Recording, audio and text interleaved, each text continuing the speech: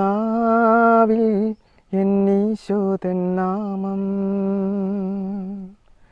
കാതിൽ എന്നീശോതൻ നാദം. അഴകിൻ പവിഴം പൊഴിയും നിന്നിൽ അമൃതകണമായി സഖി.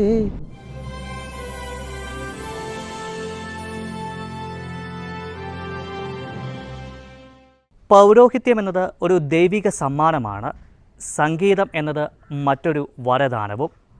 മനോഹരമായ സംഗീതത്തിലൂടെ മനുഷ്യ മനസ്സുകളിൽ സമാധാനത്തിൻ്റെയും സ്നേഹത്തിൻ്റെയും സാന്ത്വനത്തിൻ്റെയും കുളിർമഴ പെയ്യുകയാണ് തലശ്ശേരി അതിരൂപതാംഗമായ ഫാദർ ജോർജ് ചാലിൽ. എൻ്റെ വീട് കച്ചേരിക്കടവിലാണ്. 2017 ഡിസംബർ 26 എൻ്റെ തിരുപ്പട്ട സ്വീകരണം. 5 വർഷം പൂർത്തിയായിരിക്കുന്നു. അതിനുശേഷം ഞാൻ 3 ഇടവകളിൽ അസിസ്റ്റൻ്റ് വികാരിയായിട്ടും തുടർന്ന് രാജമടി പള്ളിയിൽ 3 വർഷം വികാരിയായും ഇപ്പോൾ ശാന്തിനഗർ മണിക്കടവ് ഫൊറോനയിലെ ശാന്തിനഗർ ഇടവകയിൽ വികാരിയായിട്ടും ശുശ്രൂഷ ചെയ്തു പോരുകയാണ്. നാവിൽ എന്നീശോതൻ നാമം, കാതിൽ എന്നീശോതൻ നാദം, കണ്ണിൽ ഈശോതൻ രൂപം, നെഞ്ചിൽ ഈശോതൻ സ്നേഹം, മനസ്സു നിറയെ നന്ദി മാത്രം. ഞാൻ 5ാം ക്ലാസ് മുതൽ 10ാം ക്ലാസ് വരെ അൾത്താരബാലനായിരുന്നു. തീർച്ചയായിട്ടും ആ ആഗ്രഹം വെച്ചുകൊണ്ട് തന്നെ ഞാൻ +2 പഠിക്കുന്ന സമയത്താണ് അമ്മയുടെ ചേച്ചിയുടെ മകൻ അച്ഛൻ ബഹുമാനപ്പെട്ട റോബി ഇലവങ്ങുന്നലച്ചൻ ഇപ്പോൾ മാട്ടറപ്പള്ളിയിലെ വികാരിച്ചനാണ്. അദ്ദേഹത്തിൻ്റെ തിരുപ്പട്ട സ്വീകരണവും അദ്ദേഹത്തോടൊപ്പം ഞാൻ ഒത്തിരി സ്ഥലങ്ങളിൽ അദ്ദേഹത്തിൻ്റെ പട്ടം ക്ഷണിക്കാനായിട്ട് അദ്ദേഹത്തോടൊപ്പം യാത്ര ചെയ്തതൊക്കെ തീർച്ചയായിട്ടും എൻ്റെ മനസ്സിൽ പച്ചകിടാതെയുണ്ട്. അപ്പോൾ അതെല്ലാം എൻ്റെ മനസ്സിനെ കൂടുതൽ ശക്തിപ്പെടുത്തുകയും എനിക്ക് സെമിനാരിൽ ചേരണമെന്ന ആഗ്രഹം കൂടുതലായിട്ട് എനിക്ക് ഉണ്ടാവുകയൊരു മോട്ടിവേഷനായിട്ട് അതും എൻ്റെ കൂടൊപ്പം ഉണ്ടായിരുന്നു. വീണു പോകും വേളയിൽ താണു തുണയേകാൻ, കാവലായെന്നോളമെൻ കാലിനിണയാകാൻ, ഇടറിയിടുമീ വേളയിൽ സ്നേഹമായണയാൻ, ഇരുളാർന്നൊരൻ ജീവനെ താങ്ങിടുന്നവനായി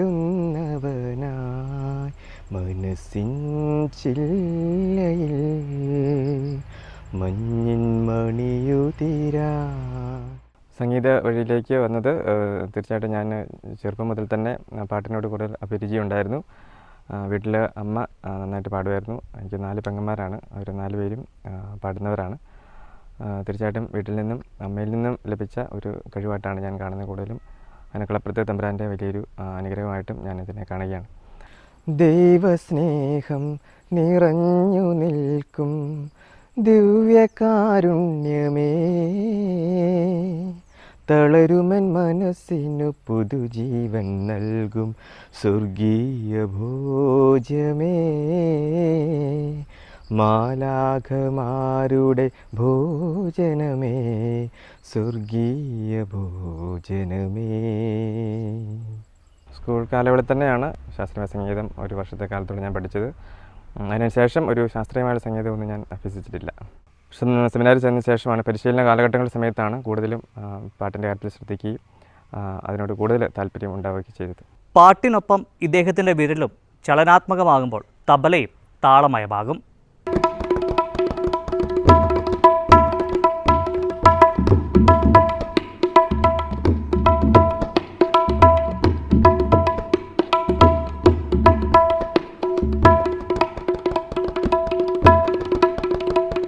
ചെറുപ്പത്തിൽ എനിക്ക് ഈ തബലയോടുള്ള താല്പര്യമുണ്ടായിരുന്നു. ഞാനൊരു 5ാം ക്ലാസ് 6ാം ക്ലാസ്സിൽ പഠിക്കുന്ന സമയത്താണ് ഞാൻ തബല പഠിച്ചത്. മാടത്തിൽ ഒരു സ്വരലയ സംഗീത വിദ്യാലയ എന്നൊരു ക്ലാസ്സിൽ അവിടെ ഒരു സ്ഥാപനത്തിൽ ചെന്നാണ് ഞാൻ ഈ തബല 1 വർഷക്കാലത്തോളം പഠിച്ചത്. ആത്മാവിൽ ഒരു പള്ളിയുണ്ട്, അതിലൊരു സക്രാരിയുണ്ട്, അവിടേക്കെഴുന്നള്ളാൻ അതിൽ കുടികൊള്ളാൻ ആത്മനാഥനീശോ വരണേ. ആത്മാവിൽ ഒരു പള്ളിയുണ്ട്, അതിലൊരു സക്രാരിയുണ്ട്. പാട്ടിനെ പ്രൊഫഷണലാക്കുക എന്നതിനേക്കാളുപരിയായിട്ട് എനിക്കൊരു വൈദികനാവുക എന്നുള്ളതായിരുന്നു എൻ്റെ ഏറ്റവും വലിയ ആഗ്രഹം. തീർച്ചയായിട്ടും അതിനെനിക്ക് സാധിച്ചു. അതിൻ്റെ കൂടെ തമ്പുരാൻ എനിക്ക് തന്ന കഴിവാണ് പാട്ട് പാടാനുള്ള കഴിവൊക്കെ. അപ്പം അതിൻ്റെ കൂടെ ഇത് കൂടെ നന്നായിട്ട് കൊണ്ടുപോകാനായിട്ട് പരിശ്രമിക്കുന്നു എന്ന് മാത്രമേ ഉള്ളൂ.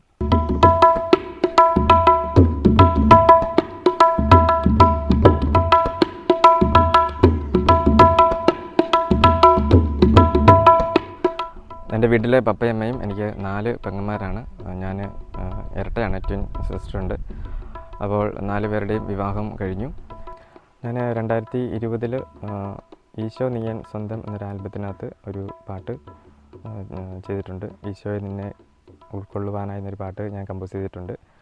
നിന്നെ അറിയുന്നോരൻ ഹൃദയത്തിൽ, നിന്നെ അറിയുന്നോരൻ ഹൃദയത്തിൽ നാഥാ നീ വസിക്കണേ.